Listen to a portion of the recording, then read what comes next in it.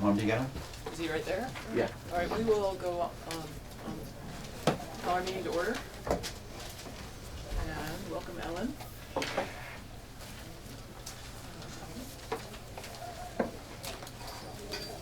I have a proposal for folks. We made some progress yesterday on outlining a direction forward on administration and appeals to some extent.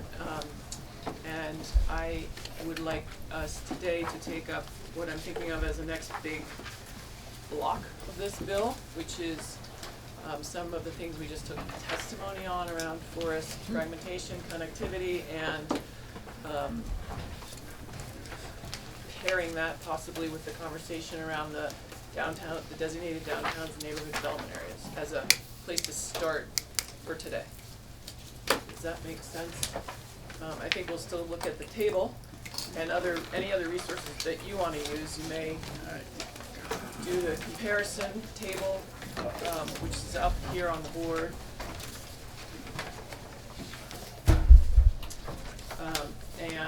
Or looking at our bill. So we'll take us to the section on forest fragmentation in the criteria, perhaps, is a place to start. Sure. Ellen Czajkowski, Office of Legislative Counsel.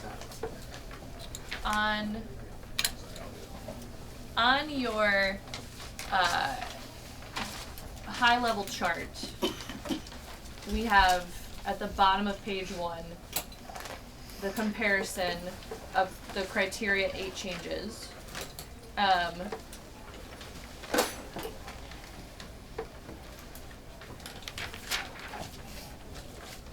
On your purple chart, which was the older one, on page 2, so I can start here. So in your bill, draft 9.1, you have 3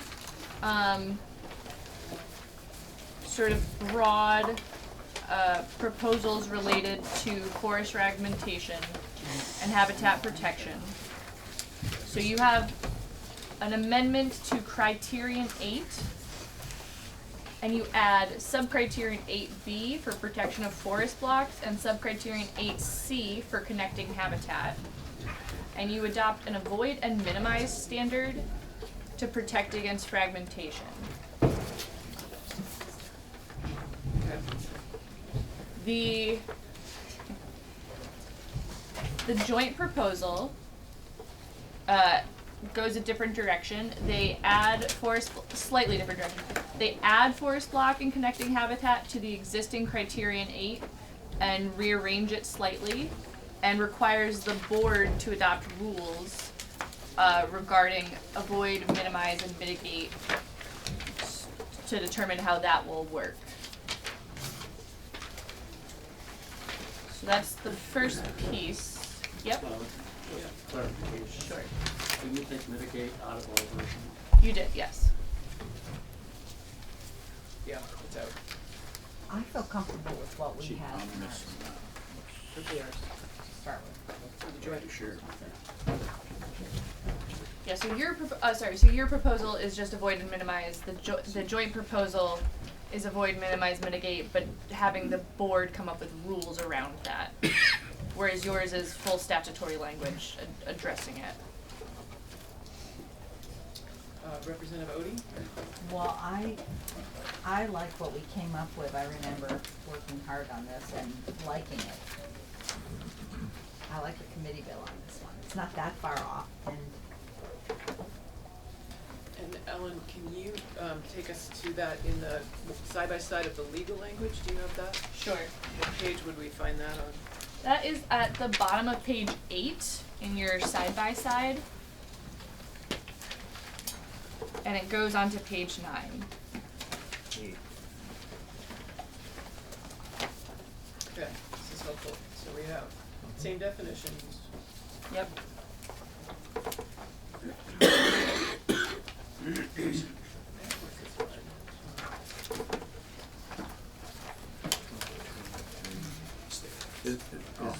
Page.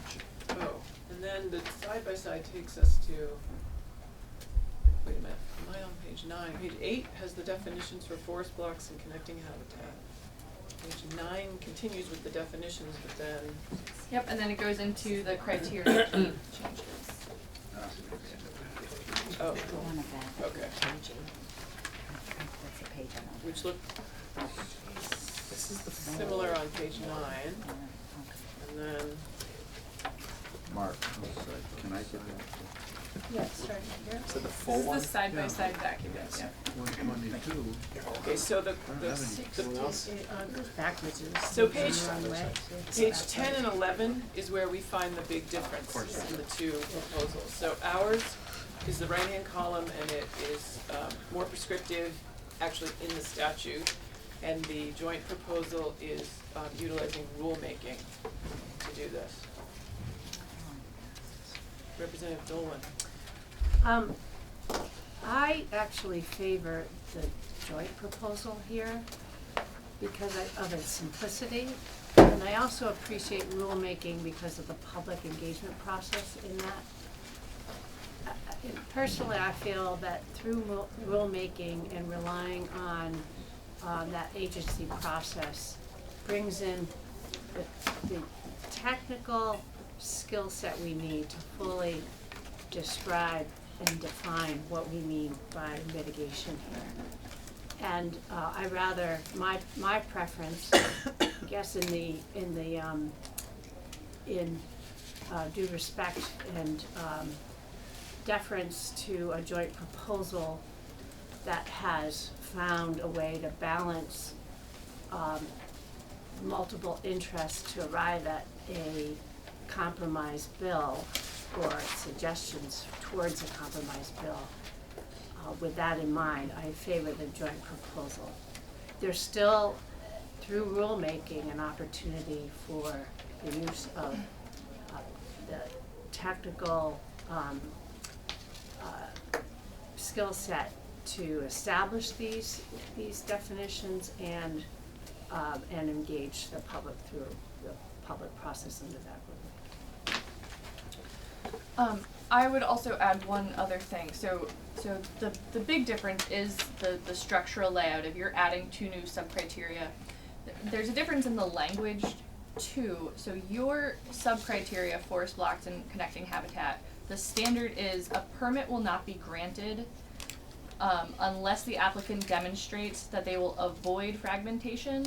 And if, as you see on page 10, they're using the sort of existing standard of will not result in undue adverse impact on forest block. So they don't have any definition around fragmentation. They don't use that word at all. So that is another that is a difference.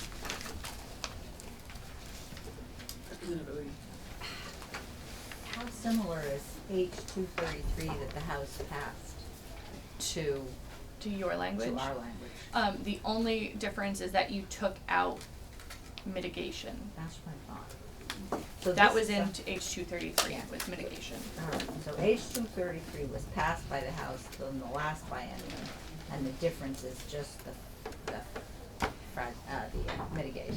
Yes, there is one other small difference in that we changed the language of H-233 was habitat connector, and we changed it to connecting habitat for sort of a clarity, I think.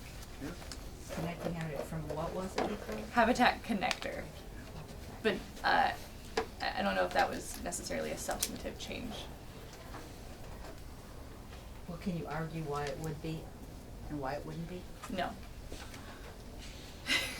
I remember a conversation about language, and I don't remember specifically. Well, I could think of a reason. If you had two habitats that were not connected, then they wouldn't be connecting habitats. But you might want to have a connector that would connect those habitats. You know, so that would make habitat connector stronger language. I don't know. What do you think? I don't know. Well, I think it would. Representative Dolan. I appreciate, my comment is on something different, but I do appreciate Representative Odie's comment, however, that's more of a role for conservation, active conservation to identify and connect those habitats. What this typically does is look to making sure we're not creating undue impacts that would disrupt that connectivity. So it's what's in the scope of this work.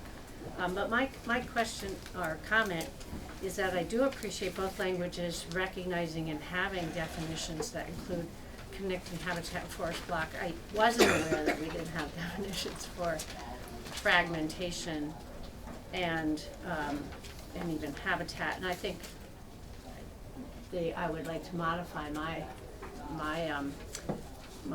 position to also include those two definitions in statute. They are here. Oh, they are? I thought you had said So that the they joint weren't. proposal does not have definitions for fragmentation and habitat. Right. Because But they it don't, does have it for connecting habitat and forest block. because they don't use those words. But I think just, it's, I think it's still, find a way to use those words, because I think it's critically important to get those definitions in statute.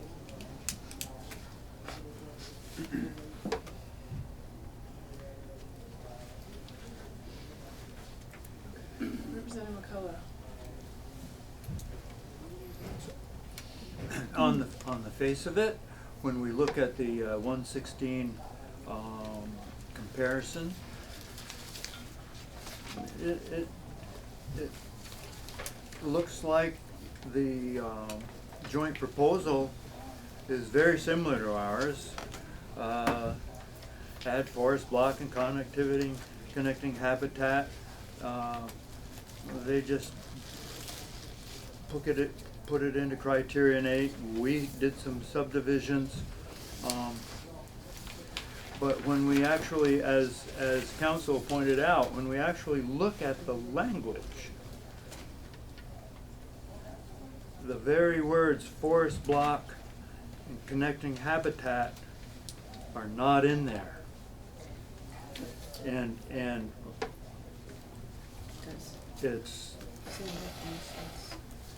it's not in the language that they provided, No, is my understanding. Forest block and connecting habitat are.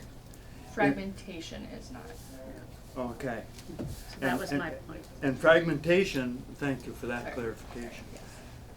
And fragmentation is the operative.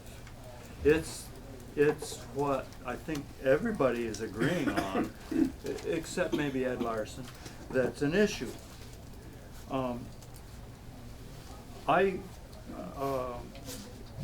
As well as they are using the kind of undue adverse impact, and yes, they do say forest blocks and connecting habitat and irreplaceable, but I'm on Representative Odie's train. Ours is very straightforward. We have the definitions in our definition section. We are creating with sub B and sub C ability for distinct division blocks or habitat connectors, and we do not have the mitigate. We had a long discussion, several long discussions and presentations about the non-advisability of mitigate in these particular and distinct situations for wildlife. So we're taking temperatures here. It's yes to our 9.2 committee bill, and period.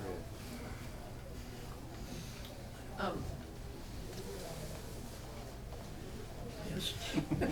Evan had a comment, I think, and then you. Yes, it's Evan Meenan from the Natural Resources Board. I just wanted to point one thing out and hopefully not complicate the discussion in the process.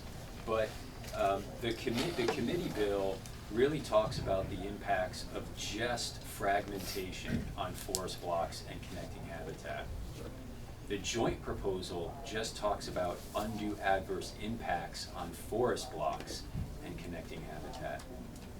Arguably, as soon as this arguably a year from now or a day from now, if the joint proposal were adopted, someone could discover something other than just forest fragmentation that could result in an undue adverse impact on a forest block. So arguably, because the joint proposal is broader, it's more nimble and leaves more room to protect forest blocks than just the committee bill, which really only talks about impacts from fragmentation and nothing else. So I just wanted to point that out. Representative Lafayette. Well, I'd like to return also to the discussion we had earlier about the road rule, and looking at the, our proposal, the committee's proposal, in terms of impact on subdivision and development on forest blocks. And if you look under number 2, under B, big 2, Roman numeral 2, it seems to give guidance without specification, which would allow, it seems to me, more flexibility in coming to terms with how the district commission would have more flexibility in determining whether or not that impacts adversely forest blocks or not, as opposed to just measuring it by footage. So I would like to, kind of go with Representative McCullough and Odie in terms of liking the committee proposal. I think those are strong. I just think it's more solid. So to be clear, you're talking, there's a lot of 2s under B, but I think you're talking about designing the roads, Yes, I am. driveways and utilities. Yes. Okay. That serve the development of subdivision to avoid or minimize.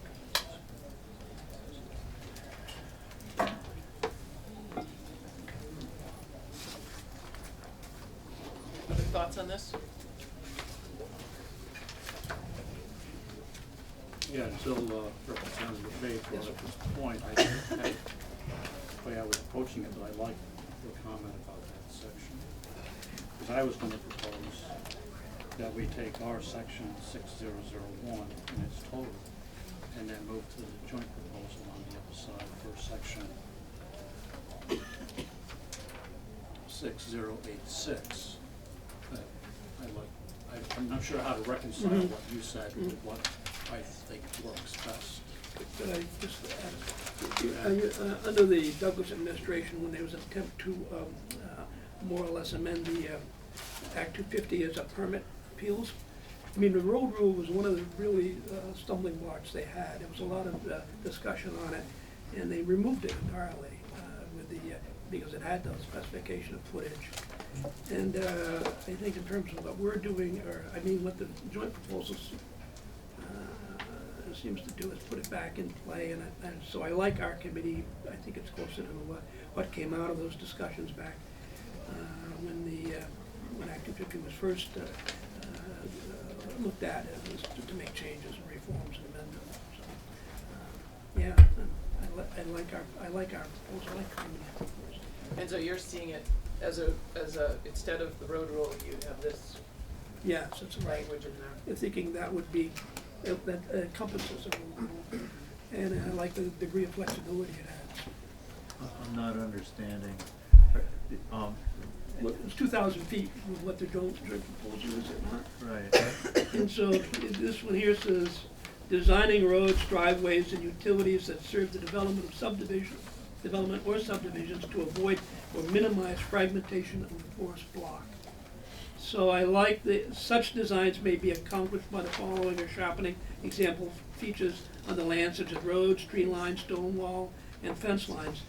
I just think that would give the district commission more flexibility in terms of how they would look at a project and whether or not it achieved that end of protecting the forest block, as opposed to just kind of looking at it in terms of adding up footage. That's my complaint, or that's my. So one's a jurisdictional trigger and one's a review criteria, but I hear you, Okay. but I just say like. Okay. I don't know enough to say that, but yeah, fine. Yes, you do. Come on, yeah, you do. I'm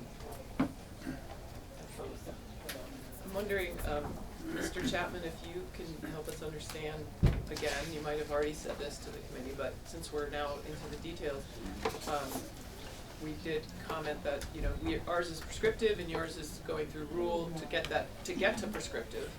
And so help us understand why you chose that path. So for the record, Matt Chapman, General Counsel, Agency of Natural Resources. The resource ecologists within the Department of Fish and Wildlife had some concerns, and I need to go, I don't have my notes right on me, but I think the level of detail that's in the committee's proposal, they had concerns with respect to how it would apply as far as protecting the resource in the context of Act 250. It's not sort of the way they would typically approach forest block and fragmentation issues in other contexts. And so they would like to take the opportunity to have a broader process in a rulemaking where they can explain how it is they move forward, discuss that with other people who participate in the Act 250 process, and have the board adopt a set of policy rules that then sort of clarify how these criteria move forward as opposed to placing it in statute. So. Thank you. And remind us, Ellen, the timing of rulemaking. So I know I'm going to say it's about a year, and then also the promulgation of rules. Is there a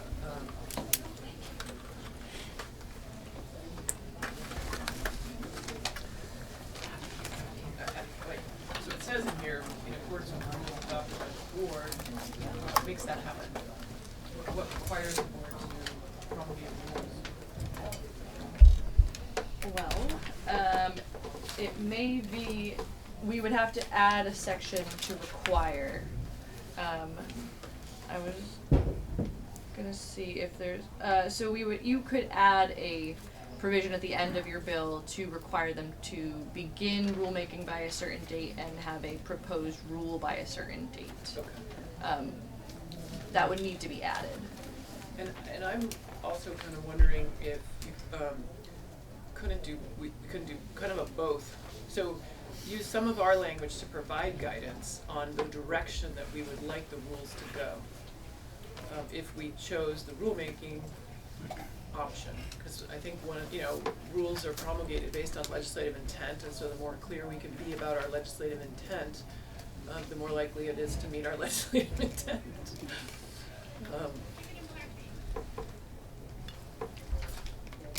So,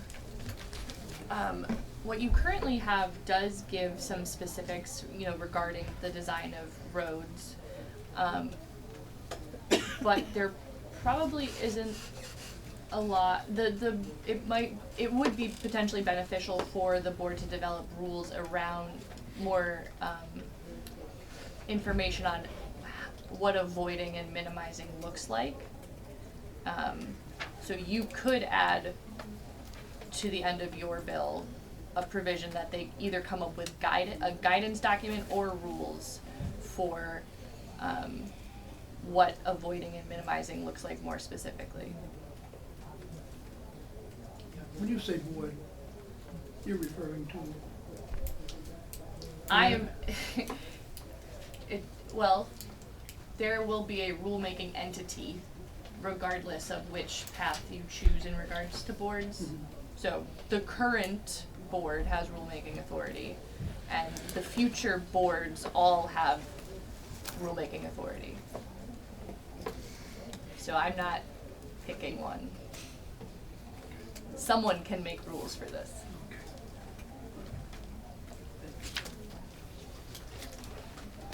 So I'm hearing you say that we could stick to our language, and it would still benefit from the rulemaking.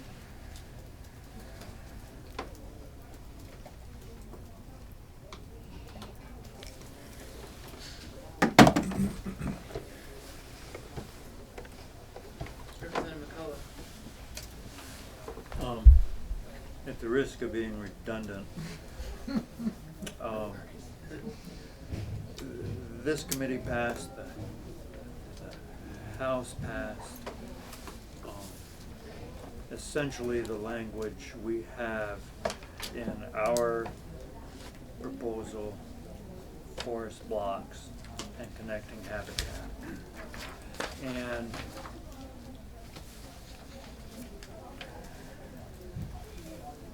I think we need to stick with that. And I don't think that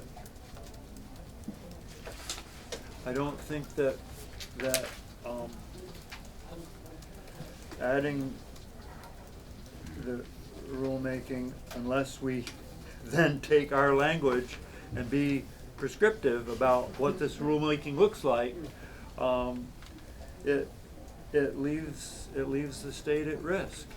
And if it's one thing this committee has heard through the years, citizens are really maybe overly so, but nonetheless, are really concerned about rulemaking, that they will just make a bunch of rules and which are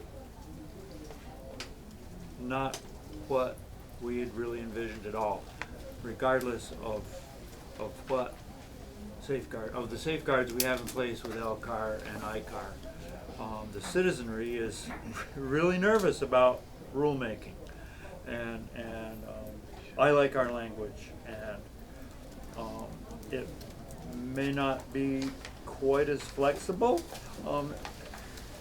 and that might end up being in the future an issue, but I don't have the crystal ball that shows me quite how, and I like our version over the joint proposal. And I think if the joint proposal is sincere in wanting to grant these protections, this won't be poking a stick in their eye at all.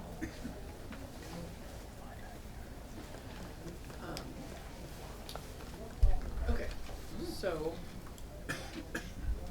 I'm hearing folks sticking up for our committee bill, which is based on a bill that did pass this body 3 years ago.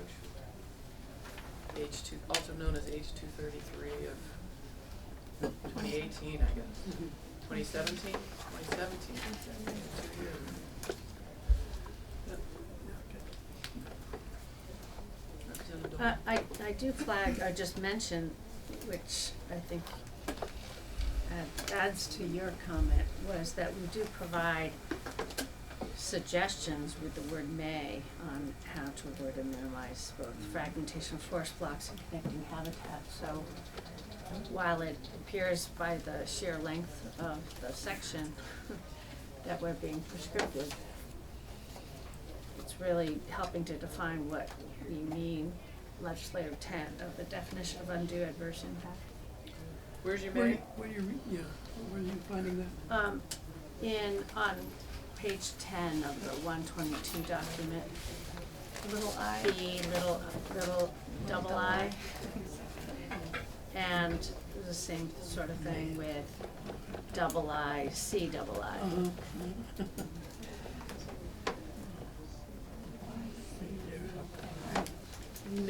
Indented on that one a little bit. Yeah. Avoiding or minimizing fragmentation. You mean C-I or, Both. I'm sure you can't find Both double I. B, B little I and C little I. I only flag that even though it's, you've heard my preference. Because in this case, Thank you. I would, I guess, getting to what Evan had mentioned, we may be missing, not fully visioning the scope of this. So rulemaking helps to, and through the rulemaking process, there's some value to that when you're relying on the technical expertise of people who are managing our force in this way. But I just wanted to flag that to get to Representative McCullough's point of pointing out the clarity that it would provide in defining what the legislative intent could mean under undue adverse impact. I guess I would just point out that maybe the single biggest substantive difference is the mitigation piece, which is in the joint proposal but not in ours. And I believe it was in H233.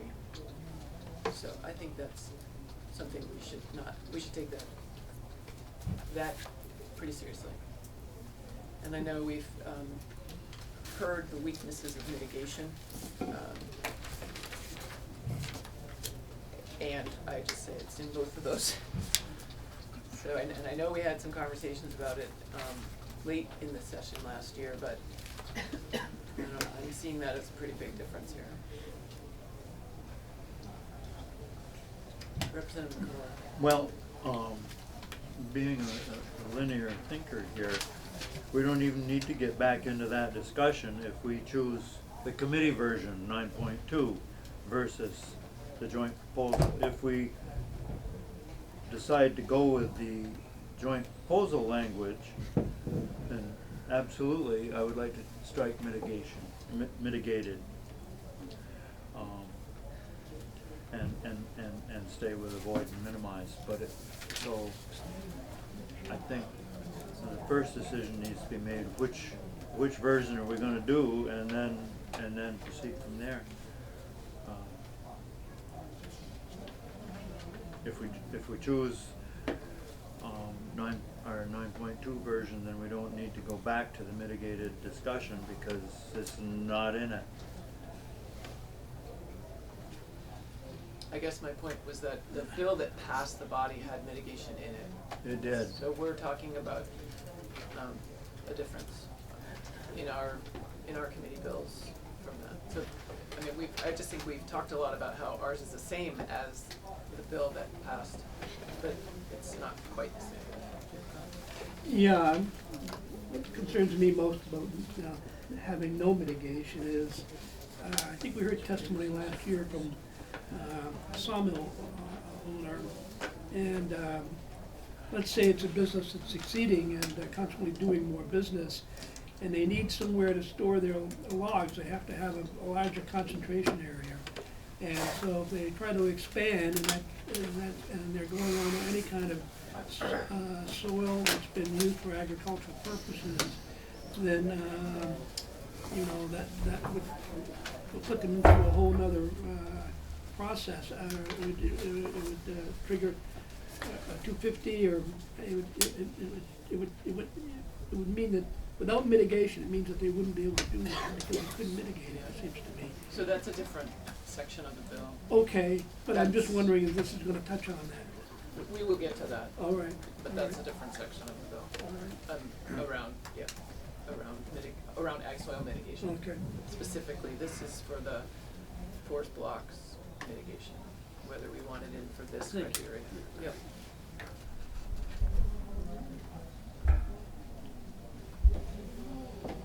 Thoughts?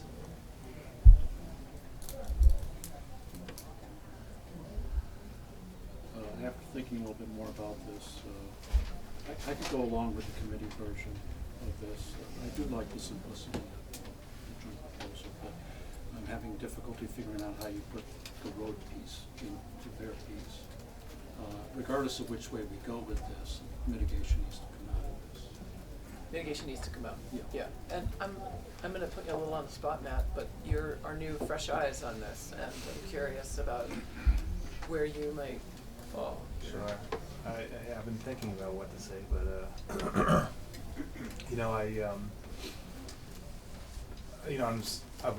in the past I've been sympathetic for keeping it simple and letting the experts work out the rules. But in cases like this, I feel that it might be more important to lay it out a little more clearly and more thoroughly than simply letting the experts do their thing. In other words, I suppose having the committee proposal as a base at this point in time seems more effective. but I don't think we should be throwing out the joint proposal quite yet. Let's see, how can I say this? Having the joint proposal be a little more nimble, and from what I've heard, if I'm correct, is that the joint proposal would take in the road rule into effect. Just not, it's explicitly saying that. Is that a correct assumption or not? The road rule is in a different section of the bill. Right, This but is criteria and that's jurisdiction. right, but In their joint proposal, they it would be kind of encompassed. try to address fragmentation Right. through the road rule. For the road. And so if we keep that road rule, maybe you're saying they would be paired. Right. Well, they wouldn't necessarily be going. They wouldn't be copacetic at that point, would they? You know what I'm saying? Like they wouldn't kind of be you wouldn't necessarily need all the road issues if you wanted the joint proposal. Is that the wrong assumption? I don't know. We need to talk about how people Right. are seeing That's it why I in the road wanted, rule. and that's what I want to know more about too. So no more How about- does that how does the road rule interact with this? with the joint? Yeah. Okay, fair. Are there thoughts on that, Representative McCullough? Yeah, I mean, I presume we'll be taking the road rule up specifically, and I hate to call it the road rule, but that seems to be a label that's stuck there. We'll be taking that up specifically later, but to Matt's specific question, and it is timely for now.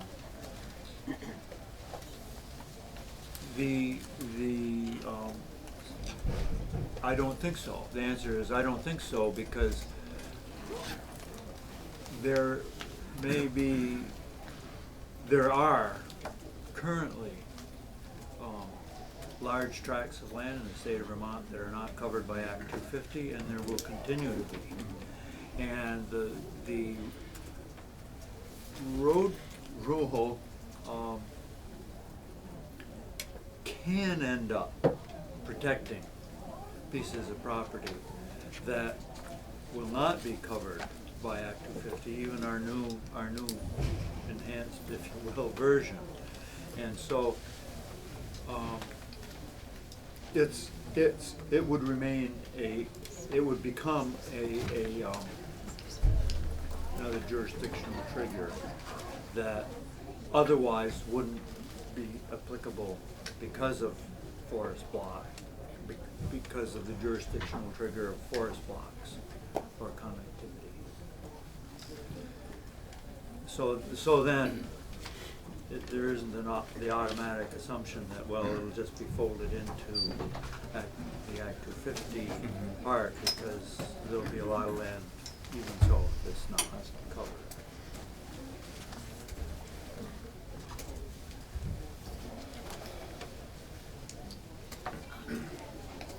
Sure. Yes. Is it okay to revisit the question of mitigation? Yes. I think, while I think all of us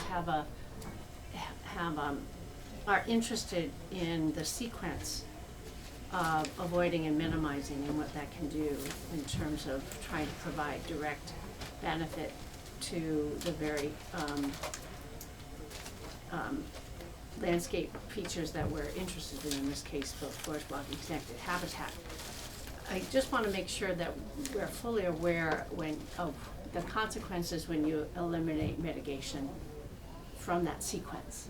So the sequence is important in terms of wanting to avoid and then minimize, but what mitigation provides, and we've seen this in its application across the street, and it's used in the management of natural resources in many different settings, is more than simply compensation type of mitigation.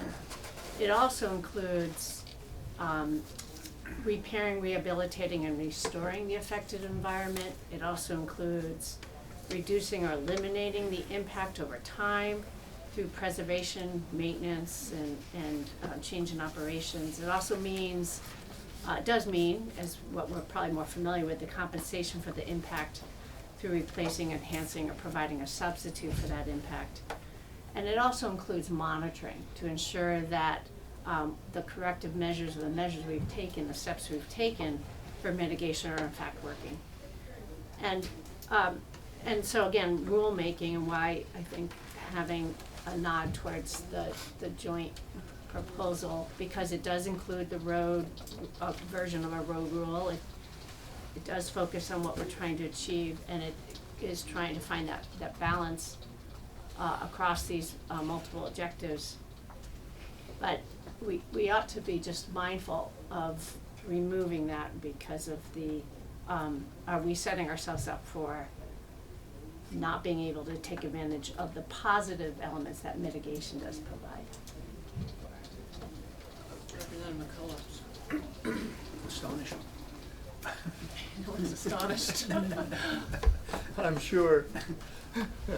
Classic Vermont understatement. We need to parse out in our minds, and I think this mitigation discussion, mitigation is a good and important tool throughout many areas of permitting. In this distinct area, we got some very persuasive testimony that the bears don't care if it got mitigated 200 miles away. And that mitigation in this specific arena is not appropriate. Avoid or minimize. But the habitat is destructed, it's gone, and the bears, who are the keystone species, so then we can say everybody else that lives in that area really don't care, nor are they able to take advantage of the mitigated parcel that the little wind farm purchased elsewhere.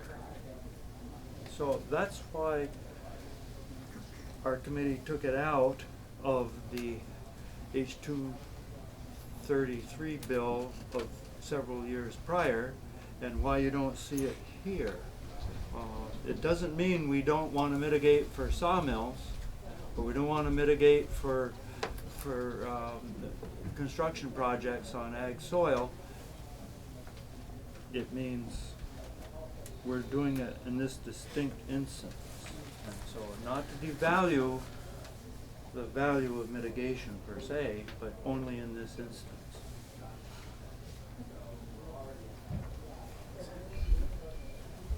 Ellen, did you have a thought on that?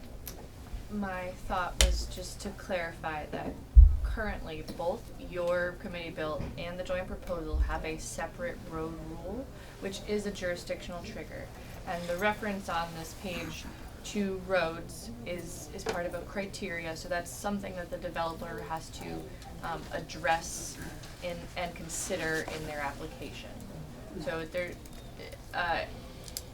the use of it under this criteria is to how the developer is going to go about avoiding fragmentation, whereas the road rule, which is in your bill also, is at what point is land under Act 250. So there are different questions, and we can talk to them to that also. But. Yes. Yeah, and to that point, so I'm thinking about this conversation around the road rule.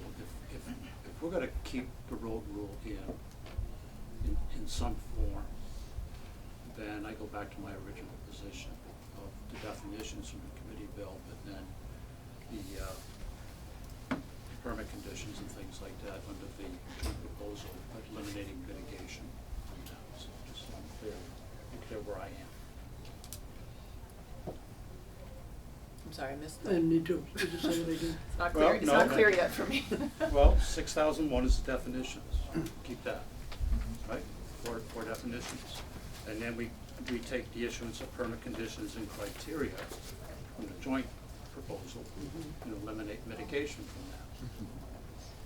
Because if we're gonna keep the road rule in some form, then I'm not as concerned about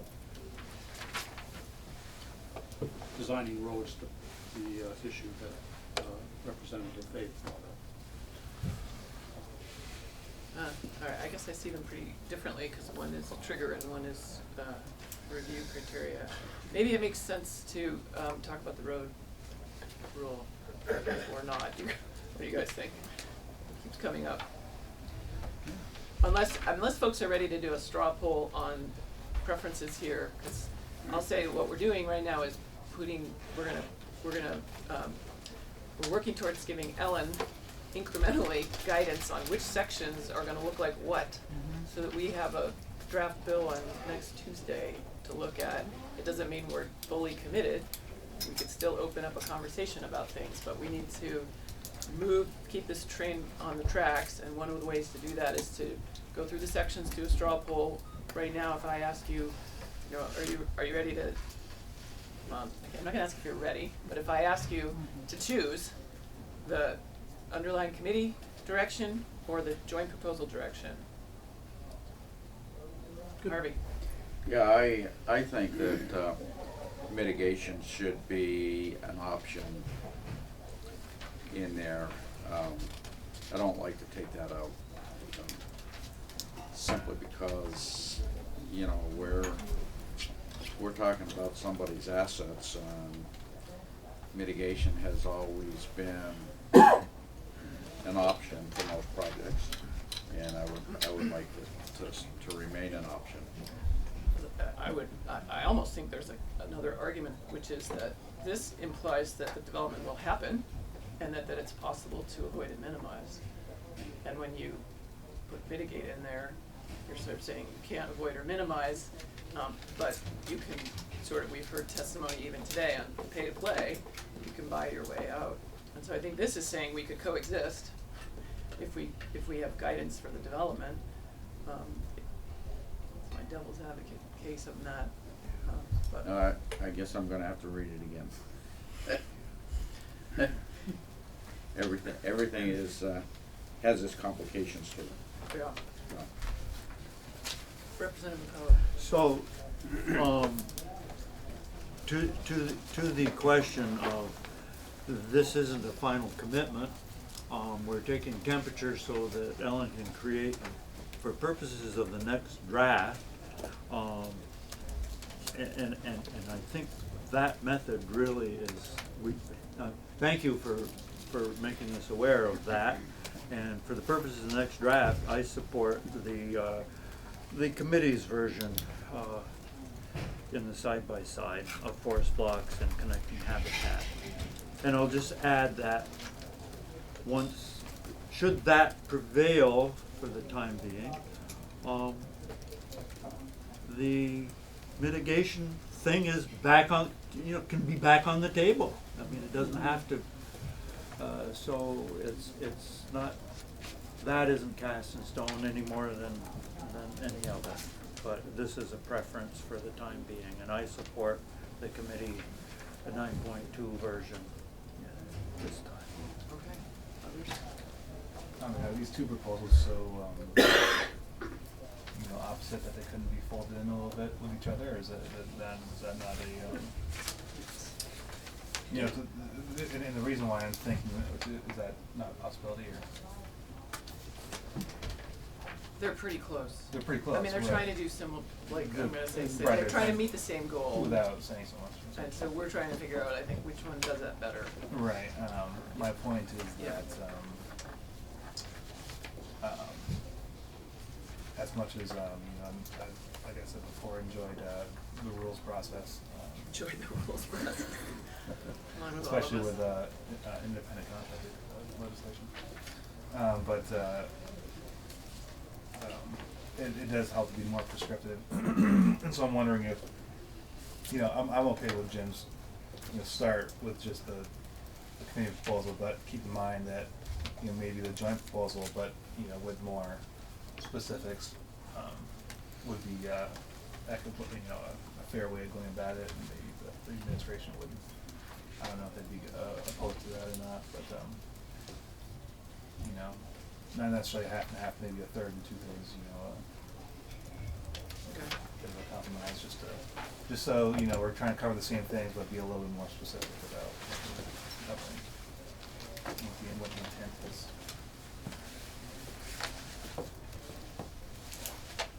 Carol? Can I not go yet?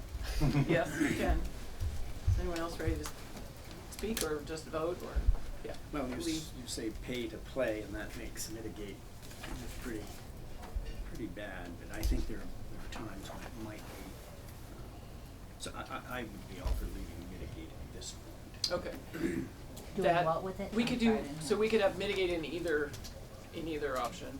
Do you have a preference on the committee bill that provides more guidance now or the joint proposal? We're so close, I would think the proposed would be my preference. The joint proposal. Yeah. Harvey? Yeah, I was just wondering if you would take a minute and walk me through the last statement you made that said that,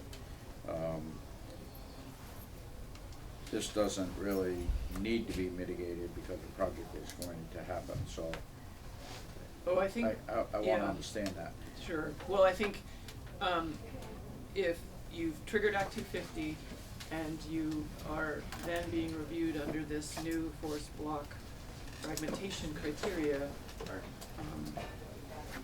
the goal here is to avoid and minimize your impacts to that through these descriptions of how to do that. Like, you know, you wouldn't, you'd cluster your buildings, you'd put them where animals are not moving, you would address the goals of this, but that the development could happen.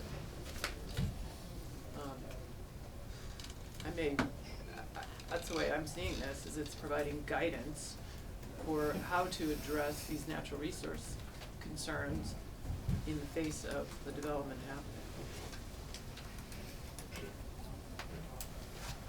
happening. You know, going back to what Carrie had to say about the may include as opposed to shall include, it seems like we could be more prescriptive if we simply change the may to shall and would give that a little more substance as far as the committee's proposal goes. What line are you on? I'm on page 10. It's kind of right in the middle. Right in the middle of it It's says written, methods it's for really hard to avoiding, find. Yep. of minimizing. Okay. I would get rid of the may and propose we add shall in order to tighten up that section. Even if we, I do like the committee bill better than I do the joint proposal, and I'm just suggesting that change as a way to, as a compromise as to what's being.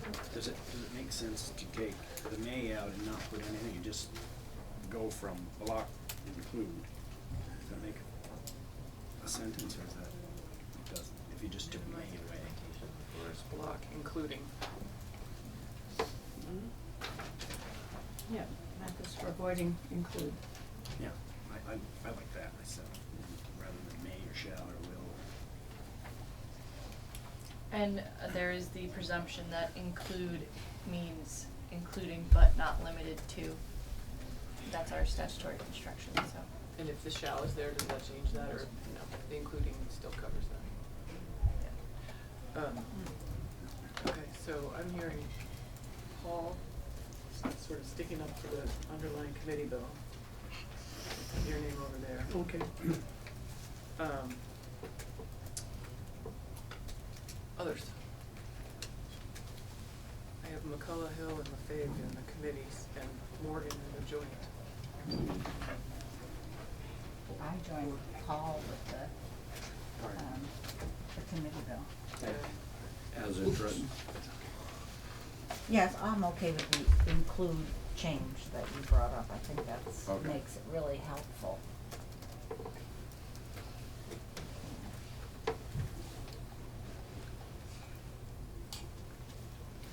All right, well, Guess we're going to the committee. I Go committee bill.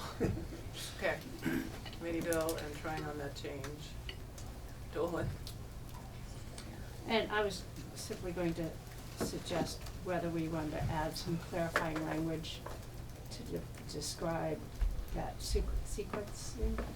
We could define what we mean by avoid, where avoiding the impacts by taking action or parts of an action, minimize, is limiting the degree of magnitude of impact.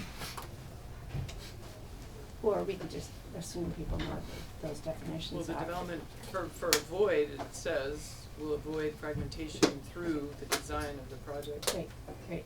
or location of project improvements. So, and if we were to include mitigate, we can define what we mean in this context, if we were going to go that direction. Okay, so let's hold that thought. Let's have Ellen include the underlying committee bill in the next draft. And,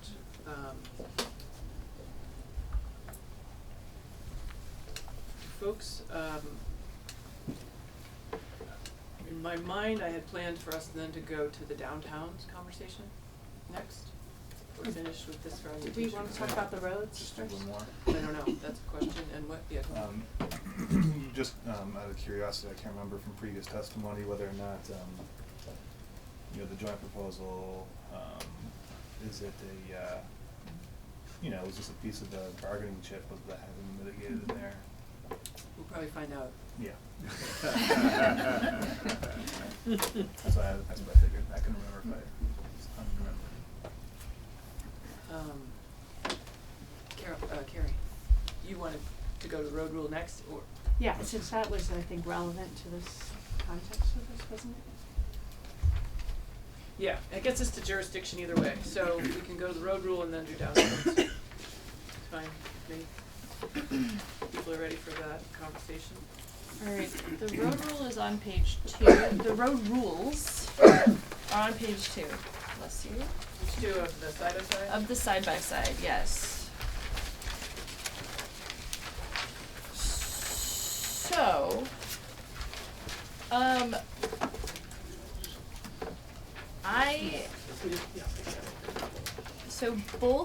so your committee bill contains language from a prior version of the road rule.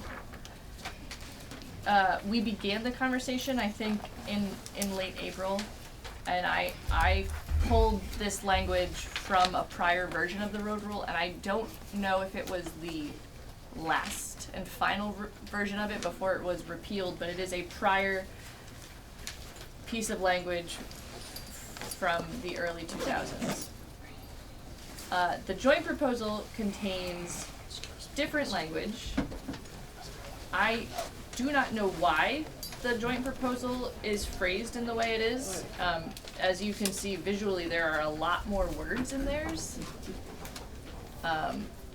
And I can either walk you through, or I don't know if you want to ask why specifically their language is different than ours.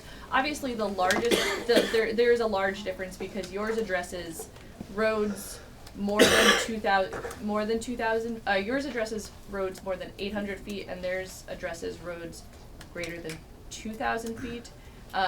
But there are a lot of other words in theirs that aren't in yours. Yes, there are. And so I think the concepts are similar, but I do not know why there are all those extra words in there. Okay, let's take a second to read.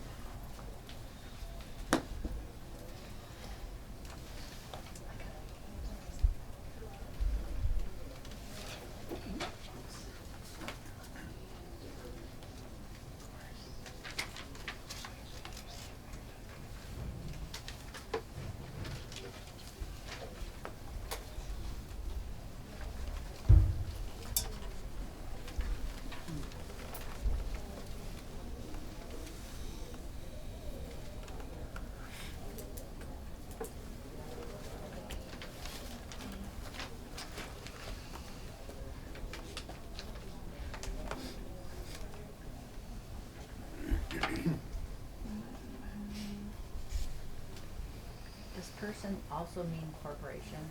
Yes.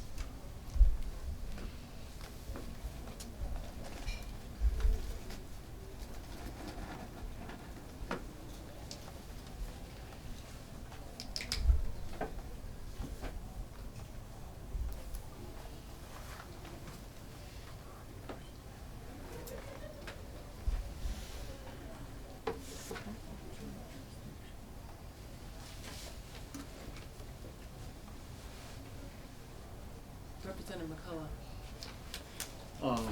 Thank you. Everybody, no doubt, has already discovered that the first 5 lines are the same.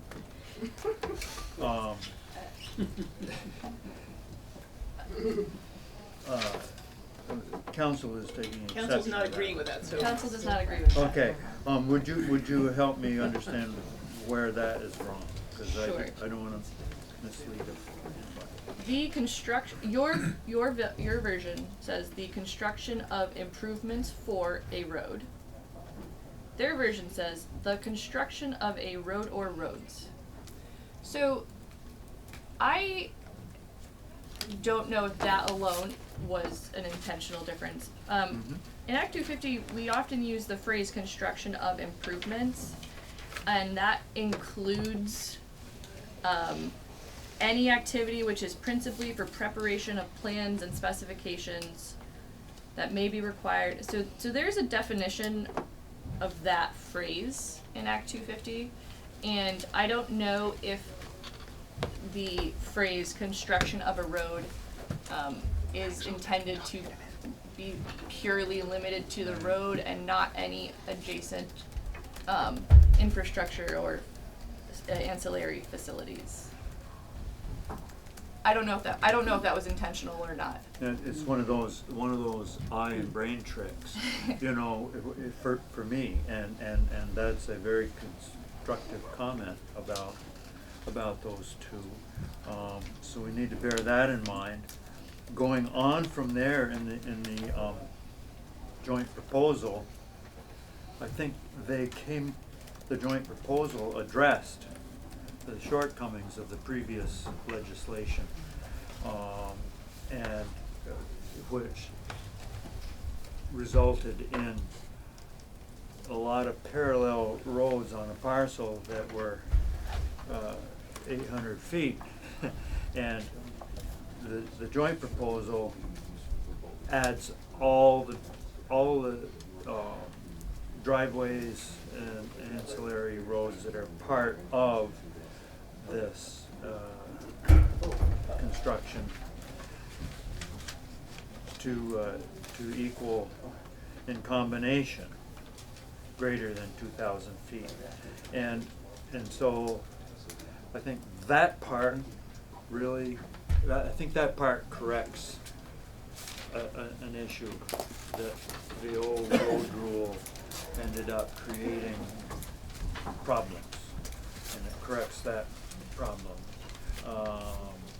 Pick a number, 800 feet or 2,000 feet, that I think there's room for discussion there, but that would come later, should the committee choose the joint proposal one.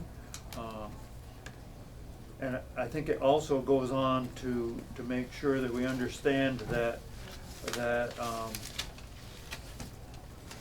are improvements to a class 4 road by a person.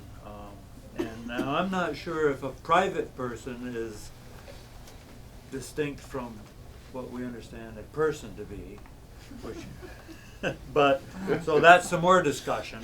Because we understand a person is an individual or a company or a corporation.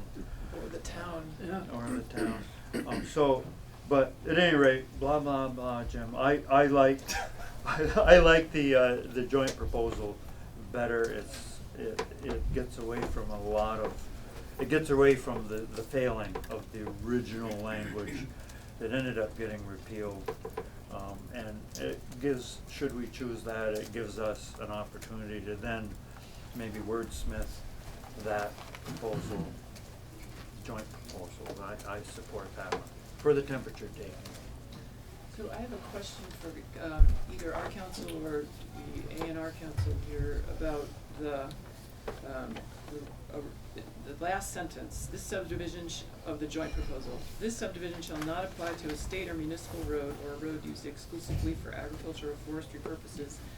But the previous sentence addresses roads constructed within the past 10 years. One of the concerns brought forward around roads was, they put in a forestry road for logging purposes and then sell it, and it then therefore avoids this. Does this avoid that by the 10-year, or are we excluding those forestry roads and they can just be built and a subdivision happen?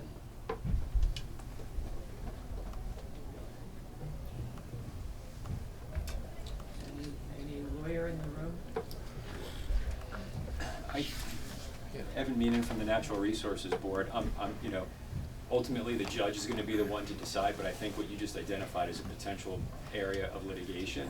I could very easily see a district coordinator rendering a jurisdictional opinion that states, once the road gets converted to other use, it's no longer used exclusively for agricultural or forestry purposes, and therefore it triggers Act 250 jurisdiction.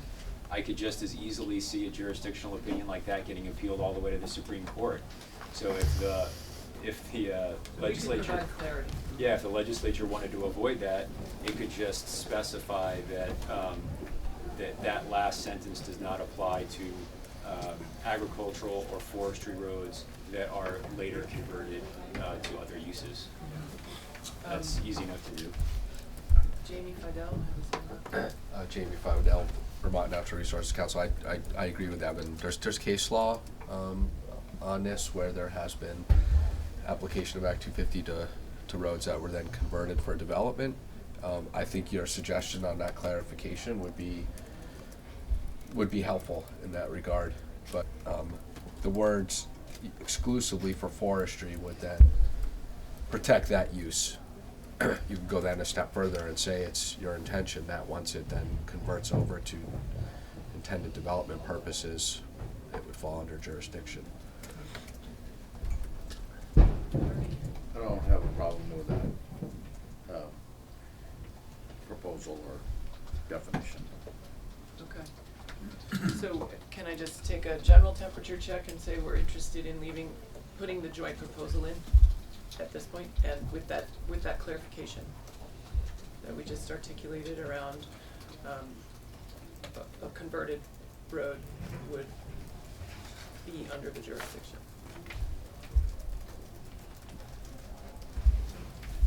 So I'm curious about the 10-year period, any continuous 10-year period, for the purpose of determining.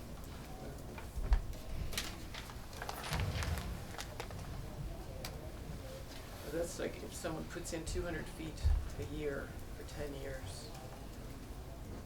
Okay. So do we do something about that?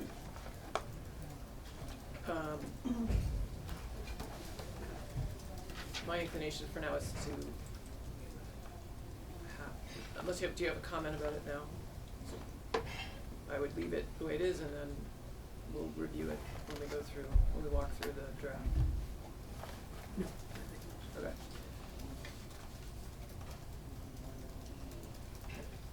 It is a loophole. Somewhere out there though, hand building a road of 200 feet every year for 10 years, maybe they should be able to build their house at the end of it. I don't know. Carrie? I have another question just for clarification, where we define that this subdivision, in the middle of the paragraph, uses subdivision road shall include any new road, okay, I understand that, or improvement to a class 4 road by a private person for the purpose of accessing a development or subdivision.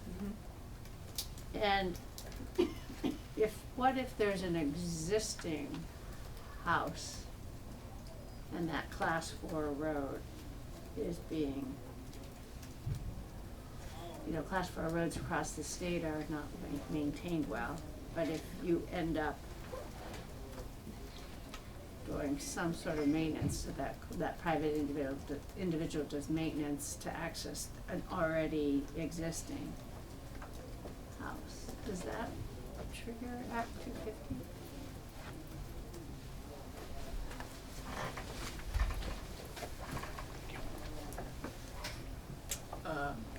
Good, yeah, Evan. So, Evan Meenan again from the Natural Resources Board. So, when I was reading that sentence, it says, for the purpose of accessing a development or subdivision.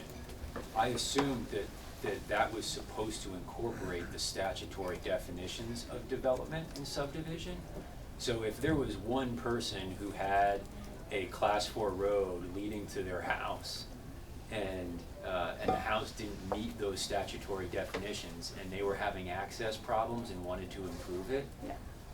I assumed that this would not end up applying. That was, Agreed.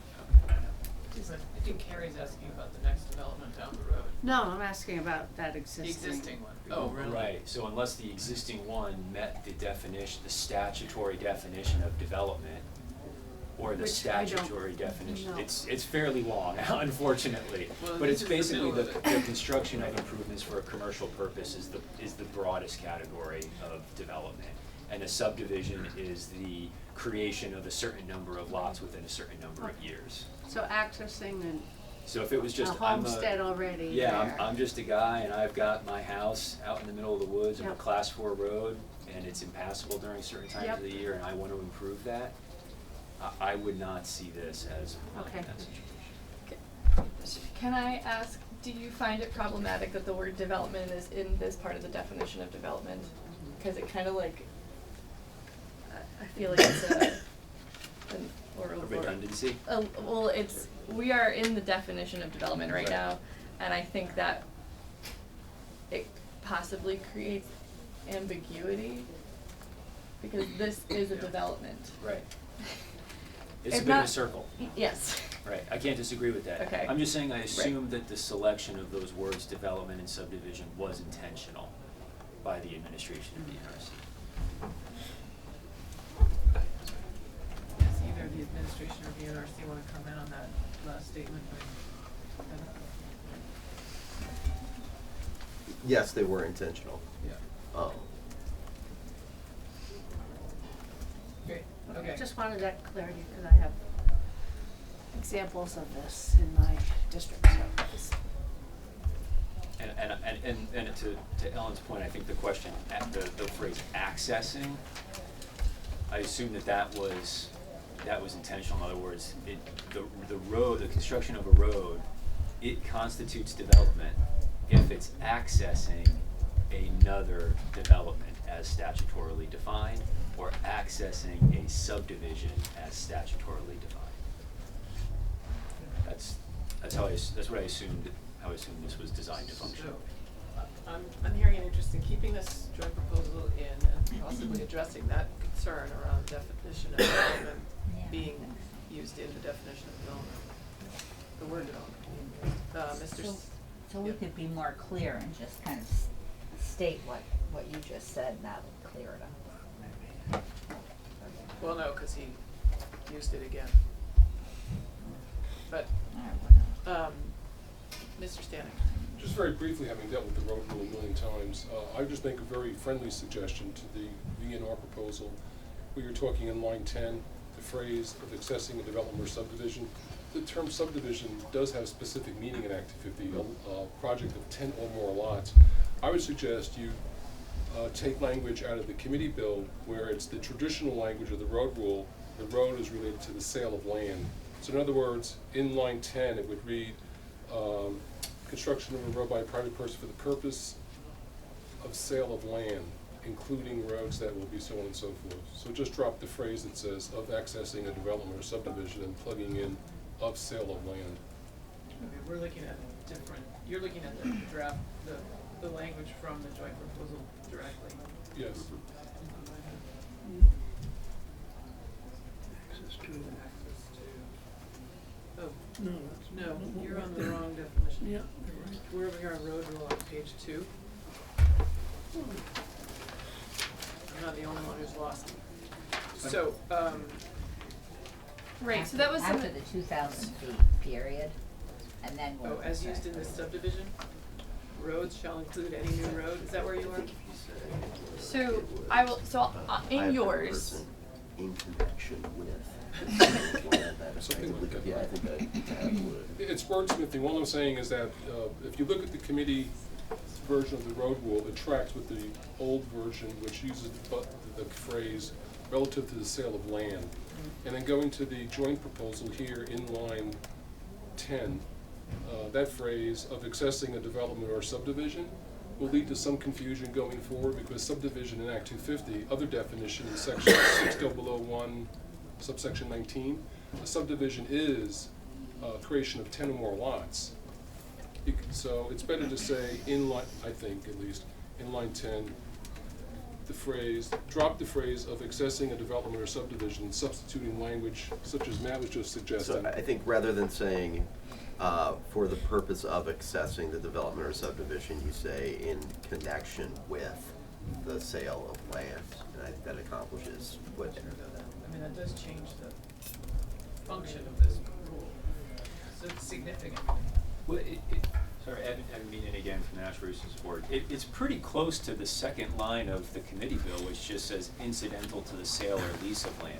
So I think what Matt and Ed are suggesting is just pull one phrase from the committee bill and substitute it for one small phrase in the joint proposal, and that gets rid of the circular logic problem that Ellen previously identified. And you could put sale or lease of land, and that would bring in the lease part of it.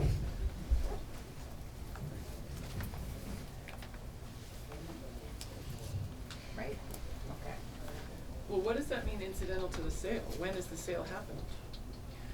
Well, I assumed that what the committee was trying to do was get rid of the timing, by using the word incidental, get rid of the timing problem of someone who sells the land first and then builds the road after, knowing that the road is necessary for the intended use of the land, to get rid of the sequencing problem. So that's what I assumed the intention was. Okay, is that clear to you, Ellen?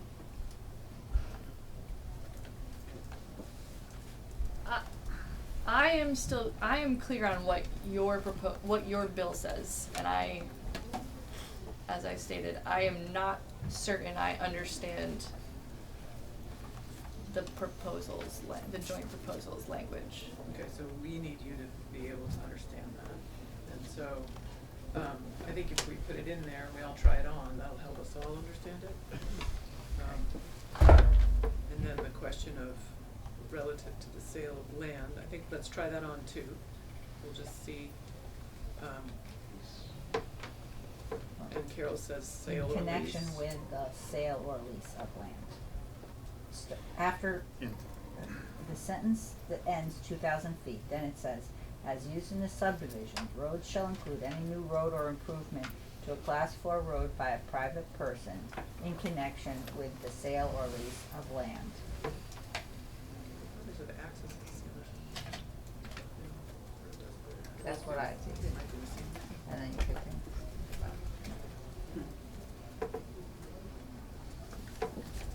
Representative McCall. What I'm hearing is good. Oh, are we? I'm thinking the time for wordsmithing the joint proposal is once we have the joint proposal in front of us, not at the moment in time where I think we are, which is just, are we looking to move the joint proposal forward into the next iteration? And I think that's where we are, and when we see that language as written, then we can start wordsmithing it. But Okay, Yeah. fair enough. Yeah. All right, let's have the next draft include the joint proposal on the road. Go back and fix those. Everyone done? What? Right before lunch, we're going in for downtown. yeah, down. Everybody have snacks? I couldn't help myself. That's on page 26 of your side-by-side.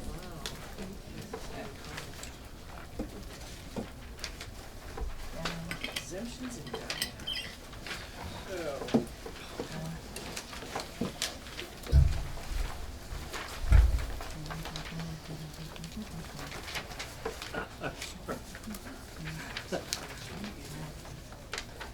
So That's these for development. proposals, your committee bill contains an exemption for construction of improvements for development and subdivision within areas that have received an enhanced designation. The enhanced designation process is set up, and the areas eligible for that are any designated downtown, village center, growth center, neighborhood development center, or neighborhood development area, Newtown Center, that qualify by proving that they have met the standards you set up. I'm sorry if that was that? You provide for exemption in areas that receive an enhanced designation, and you set up a process by which a town can get enhanced designation. The joint proposal gives an automatic exemption to all designated downtowns and neighborhood development areas. So, it is a smaller set of areas. It's designated downtowns and neighborhood development areas, and it's an automatic process. Yours is downtowns, village centers, Newtown centers, growth centers, and neighborhood development areas that go through the extra step of enhanced designation. And as I recall, the enhanced designation was a very complicated process. Is that, it is, it's at the bottom of page 26. And that the process? 27, on page 27, these are the, under sub B, so a municipality seeking enhanced designation has to show that their bylaws ensure land development, comply with the criteria in Act 250, that they have the capability to review permits under those bylaws. They also have to identify areas in the municipalities that are critical resource areas, and then any other criteria that the board sets up in its rulemaking. So those are the things that a municipality has to show to get enhanced designation.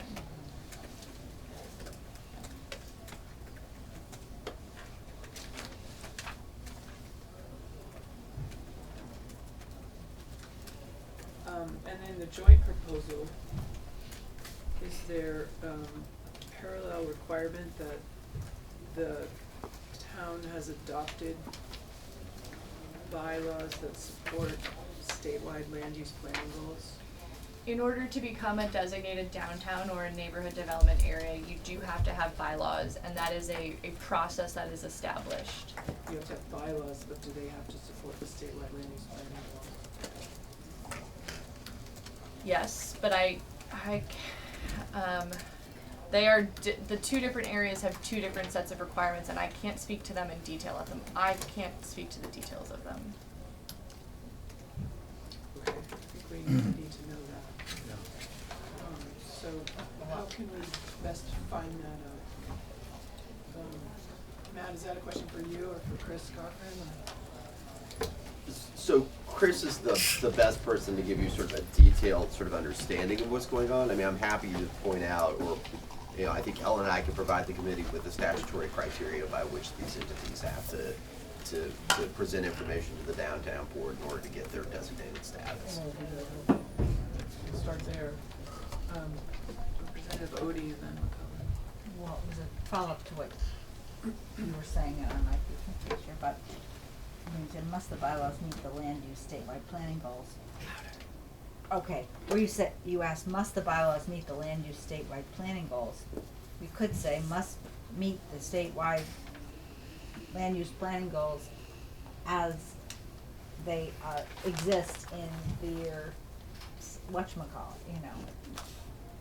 Or as they exist, yeah, but they, yeah. Cause they could be changed later, and who knows what will happen when climate migration and all of a sudden, and so we would make it go with the statewide planning goals. Right? I don't know if that's a good thing. Representative McCullough, do you have more?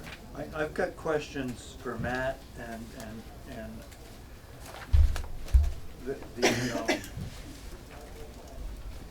committee bill includes growth centers, and the joint proposal did not. And it could be Matt and maybe Jamey as well. I don't know who would want to respond, and I'd like to know how come. Jim, could you, I didn't hear what you said. Oh, I'm sorry. Yeah, my voice is headed that way. So our committee bill includes growth centers in the discussion, and the joint proposal does not. I'm curious as to why. And the enhanced designation is stripped out of the joint, enhanced designation is stripped out of the joint proposal, and I'm curious why. So I think the reason growth centers were not included because the joint proposal basically was of an opinion that the planning requirements in the designated downtown and new Neighborhood. NDA areas were adequate to meet the sort of planning goals where you could release Act 250 without going through some form of enhanced designation process. That did not, I think there was not concurrence with respect to growth centers. I think there's an openness to sort of continue looking at that over time, but with respect to this first foray into this, that was not a part of the recommendation. Yeah, that's the incremental step. We still need a map of the downtowns and the neighborhood development areas, and it'd be great if that also included the other designated areas. And if we have that, someone could help us find it, that'd be great. But I'm sure it exists, but we do need that to understand the amount of land we're talking about. And that would also help, is a calculation of how much land are we talking about, and where is it? Harvey? Yeah, I'm wondering if we could get a little history lesson over the enhanced designation program, because I understand that was for tax purposes and not necessarily for land use purposes, so I'm just wondering if we can get a little understanding over that. I think this is a new enhanced designation, not one that exists already. Well, but if we're using the one you just mentioned, going back to the maps that have already had their enhanced designation. No, it doesn't exist. And those were, I understood that those were designed for a different purpose than. Right. So I just wanna understand that. I think we did get that from Chris last year, that he gave us that history of each designation type and what it was supposed to do. We could get that again if we need it. I hear you. need it. Yeah. Yeah. If we are going forward with enhanced designation, so will that grandfather businesses within the district or the growth center or downtown center that were established as capable of having, bypassing Act 250, would the Act 250 permit that they've already had to apply for and receive, would that still stay with those buildings or not? Would that be lifted because they're in this center? Well, under the joint proposal, there's a process for addressing that. I don't know if there is in ours.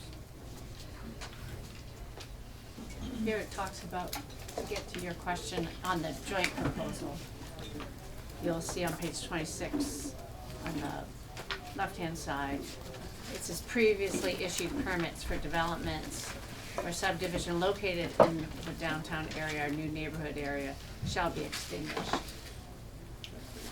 Yeah. Yes, so. I thought it had a process laid out. Where's the process then? For the joint proposal process for extinguishing Act 250 jurisdiction in designated downtown. It's under 4460 right there, under appropriate municipal panels. Okay. But I'm sorry, I was flipping for Representative Lefebvre's question. I don't know if we included a provision for no permit amendments. So that is a choice you could make, that if something already has a permit in a designated downtown, they don't need to get any further permit amendments. Yeah. Oh. I thought they were being excluded from the permits. Right, so once you have an Act 250 permit, it exists in perpetuity, and a material change to a project requires a permit amendment. So I was just trying to look, I don't think we included in your proposal, an exemption that they don't need to get permit amendments moving forward, although we could do that. But it is because it is in the joint proposal, that they don't need any permit amendments moving forward if they already have a permit. Just to follow up, I've heard that some people are very concerned that because they have an Act 250 permit on their property within this designated area, that their property would be worth less than an adjacent property because it does carry an Act 250. Well, I can't speak to property values, but if you wanted to, the joint proposal has the ability to extinguish Act 250 permits. Yours currently does not. So that is the other part of the joint proposal that we just talked about. If you are in a designated downtown or a neighborhood development area, you can have your permit extinguished, your Act 250 permit extinguished. So that is not in your bill.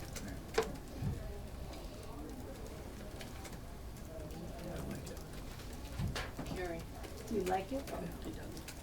You do? the joint. You know, this is, I guess we're grappling with, this is the great example of that balance that the joint proposal is trying to find. But there are some, and I think perhaps we each have our own pet criteria that we appreciate and like. Obviously, we want to keep people safe, and that criterion 1D, dealing with floodways, we've enhanced it, is still important. Criterion 9F on energy efficiency, especially when we're trying to drive towards a more efficient building stock for future buildings. My fear is the full extinguishing or the full exemptions would, even though a local municipality would have a flood hazard bylaw, for example, it's not equivalent to 1D, but it's, they still have that in place in order to keep townspeople to be able to access flood insurance. But there's, as the chair pointed out, even with the approval process of local regional plans to coincide with state planning goals, all that would potentially go away. And I flagged that because while I think we appreciate that elegance of, less control if you have municipal control at the land use, local land use level, are there consequences to these exemptions that may go counter to our overall state goals, whether it's more efficient energy usage or smart planning or greater flood resilience? And those are my 3 pet criteria, but just want to mention that to make sure we're mindful of this. This is monumental, and we need to be mindful of these consequences. Yeah, when I listen to that, I think, well, we could do a hybrid where some things are not, some things are extinguished, but there are other things for which you do have to deal with. I think we're trying to talk about this idea that was called the externalities, like the regional impacts of a development is one of the things you're bringing up, I think. Is that fair? Mm-hmm. And so, how are others feeling about that? I mean, it's it is a big deal. We've taken testimony from people who do live in some of our bigger towns that they have those concerns. Representative McCullough. I'm sounding like a broken record on once we decide on, not decide, but once we take our straw vote on the administration joint proposal or ours, we can then add, subtract, and wordsmith language. And I'm back on to the greater issue of, are we going to ask Ellen to do the House version, our version, or the joint proposal? And I'm raising my hand for the joint proposal, and then we consider these other concerns, which are very valid concerns, and how we work those into that. Or even ultimately ditch it and go back to our 9.2, but for the purpose of moving forward, I'm saying I like the administration's proposal, and I do like the ability to terminate an Act 250 Act 250 permit, thank you, when it's no longer appropriate. And it wouldn't, in that case, it would no longer be appropriate if everybody else didn't need one in that district. And so I support moving forward with the administration and the NRC joint proposal.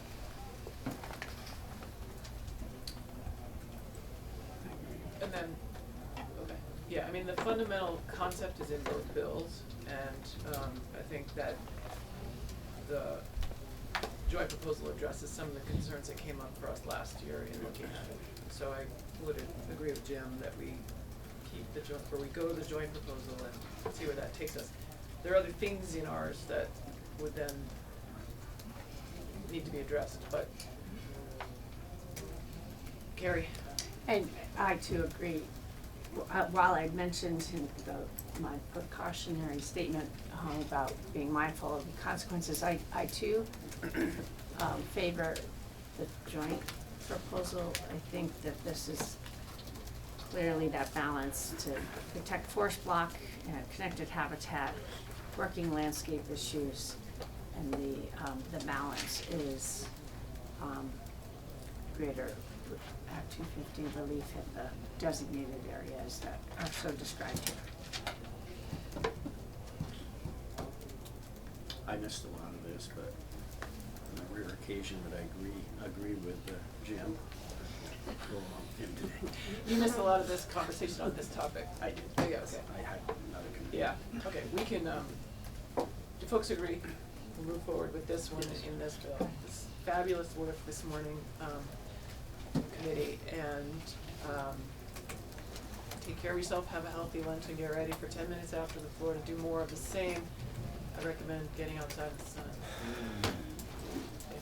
If you can. Thank you, we're adjourned. Yeah.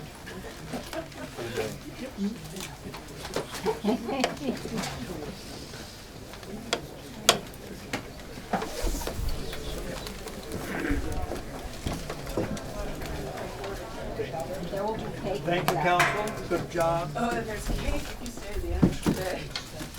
Or maybe we'll do mid. We'll do a break. Midday break. Birthday cake? Only if you have a healthy lunch.